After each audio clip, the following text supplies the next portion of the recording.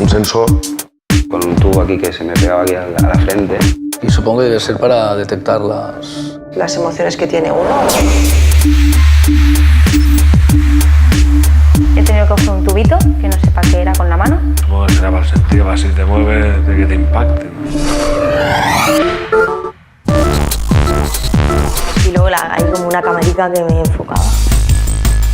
Sin moverte, sigue con la mirada.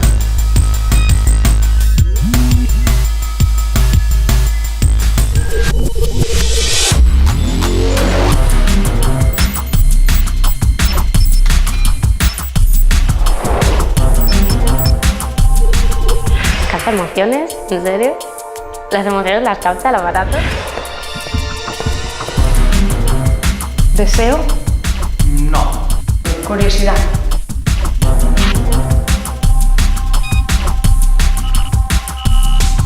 Curiosidad. Amor. Deseo. Orgullo. Alegría. Pasión. Confianza. Superioridad.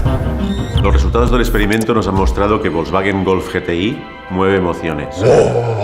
Acabo de encender mi coche. Lo hemos visto tanto en la respuesta a las métricas biosensoriales, por el movimiento de las curvas, como también en la propia declaración de los entrevistados en la batería de Emosensor. En definitiva, y por la respuesta emocional, las emociones que despierta, en particular la del deseo, podríamos concluir que Volkswagen Golf GTI es más que un coche.